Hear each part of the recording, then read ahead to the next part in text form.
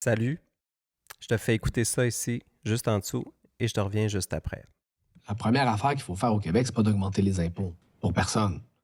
La première affaire qu'il faut faire, c'est s'assurer que le monde qui sont censés en paye. C'est pas ça qui se passe au Québec. C'est des sommes épouvantables. C'est des centaines et des centaines et des centaines de millions qu'on perd chaque année parce que soit des individus extrêmement riches, des gens qui font des centaines de milliers de dollars, voire des millions de dollars par année, là, qui trichent en utilisant toutes sortes de stratégies pour sortir leur argent. C'est des grandes compagnies, pas des petites PME. Là. Les petites PME, ils n'ont pas les moyens là, d'embaucher des comptables internationaux pour leur faire sauver des impôts en allant dans des paradis fiscaux. Là. Ceux qui font ça, c'est les très, très grosses compagnies. Puis ce monde-là contribue pas comme il devrait contribuer à notre caisse commune québécoise pour se payer des services. Puis parce que ces gens-là remplissent pas leurs responsabilités, c'est pour ça qu'il faut qu'on en demande plus à toutes les autres. Puis c'est pour ça qu'on a des services qui fonctionnent pas. Quand on parle de riches qui s'enrichissent et de pauvres qui s'appauvrissent, ce n'est pas qu'une question fiscale. C'est une question d'argent-dette.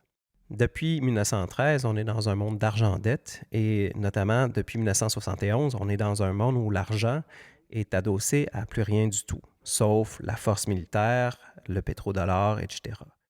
Et dans un contexte où est-ce qu'on veut réussir à s'en sortir collectivement, il faudrait arrêter d'avoir un dollar qui est fuyant, qui fond à vue d'œil. Pourquoi? Parce que quand on est dans un monde où est-ce que le dollar n'est pas adossé à rien, c'est-à-dire qu'il n'est pas rattaché au monde fini, comme disait Lavoisier, rien ne se perd, rien ne se crée, tout se transforme, on finit par en imprimer toujours plus. Parce qu'on n'a pas la contrainte physique, il n'y a rien qui nous en empêche. Et qu'est-ce qui se passe quand on imprime toujours plus de dollars?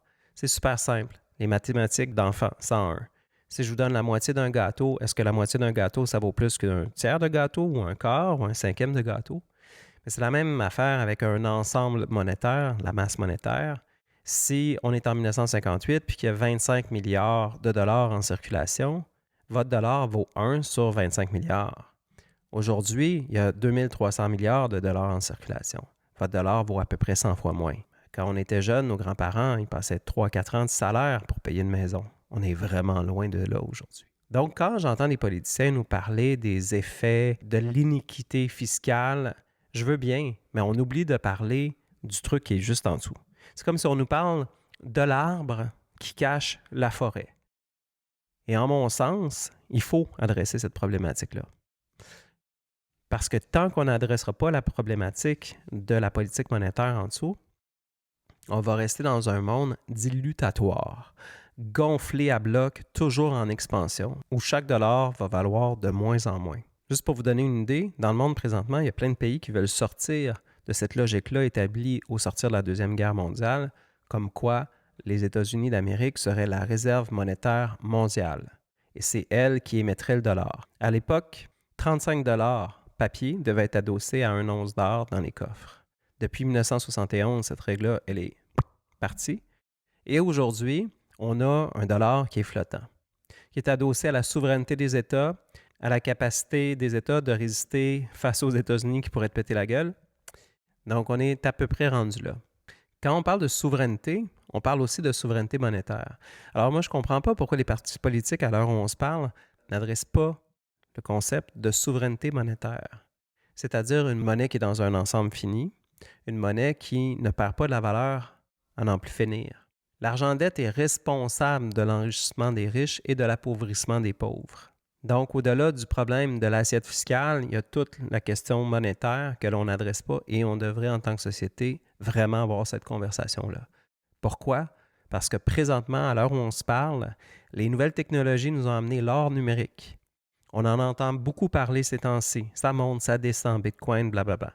Il reste qu'à la fin de la journée, c'est une invention qui a été créée justement pour nous sortir de cette logique-là où, quand ça va bien, les banques font plein de cash. Quand ça va mal, les banques, il faut les sauver, comme en 2008.